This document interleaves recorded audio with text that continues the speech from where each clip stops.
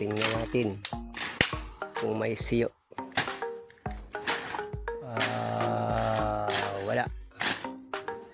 Walang siyo. Dito tayo sa malapit sa boundary.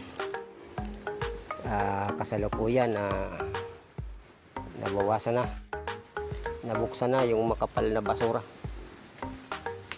dito. Dito yan ang sasagasain namin ngayong umaga. Subalit sagwil ang napakalaking santol. At yung ano ito, yung isa pang maasim, ano yan?